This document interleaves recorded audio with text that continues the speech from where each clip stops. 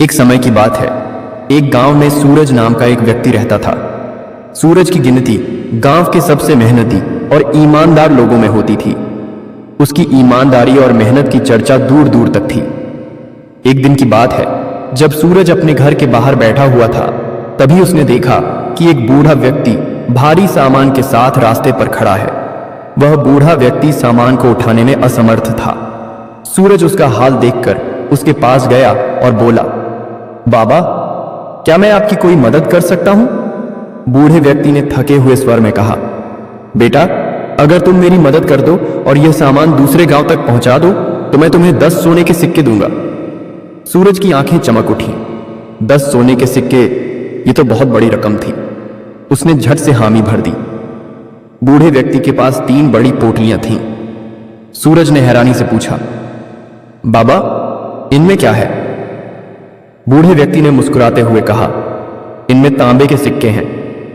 सूरज ने पोटलियों को उठाया और उनके साथ चल पड़ा। रास्ते में जब वे एक नदी के किनारे पहुंचे तो बूढ़े व्यक्ति ने कहा, बेटा, मैं नदी पार नहीं कर पाऊंगा, कृपया मेरी एक और पोटली उठा लो, इसमें चांदी के सिक्के हैं। चांदी के सिक्के सुनते ही सूरज के कदम थोड़ा रुक गए, पर उसने बिना कुछ कहे दूसरी पोटली भी उठा ली। अब उसकी हैरानी और बढ़ चुकी थी। कुछ दूर चलने के बाद वे पहाड़ के नीचे पहुंचे। बूढ़े व्यक्ति ने फिर कहा, बेटा, यह पहाड़ी चढ़ना मेरे बस की बात नहीं है। मेरी आखिरी पोटली भी तुम ले लो, इसमें मेरी जिंदगी भर की कमाई है, सोने के सिक्के। पर भाग मत जाना, क्योंकि मैं तुम्हारा पीछा नहीं कर पाऊंगा। सोने के सिक्के! ये सुनते ही सूरज का दिल जोर जोर से धड़कने लगा। उसकी आंखों के सामने सोने के सिक्कों की चमक आने लगी। उसने पोटली उठा ली और बिना कुछ कहे पहाड़ी पर चढ़ने लगा। बूढ़ा व्यक्ति धीरे धीरे उसके पीछे चल रहा था। जैसे ही सूरज पहाड़ी के ऊपर पहुंचा, उसके मन में लालच का बीज पनप गया। उसने सोचा, बूढ़ा तो यहां तक आ नहीं पाएगा।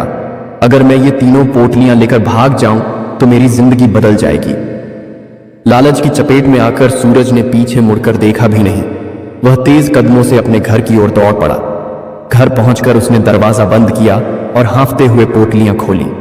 लेकिन जब उसने पोटलियों के भीतर देखा तो उसका चेहरा पीला पड़ गया। पोटलियों में सोने या चांदी के सिक्के नहीं थे, उनमें तो केवल लोहे के सिक्के भरे हुए थे।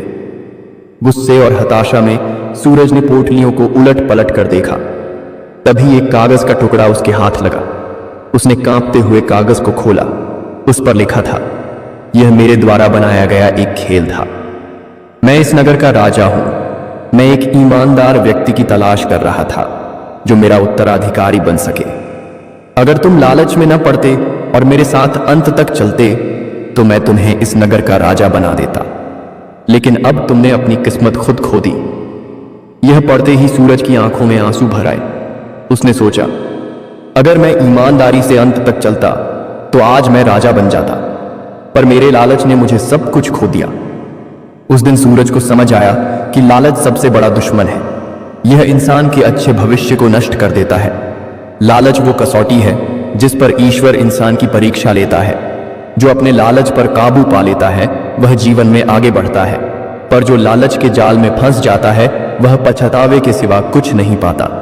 सूरज की कहानी आज भी गांव वालों के बीच एक मिसाल बन गई, ताकि कोई भी लालच के अंधेरे में न खो जाए।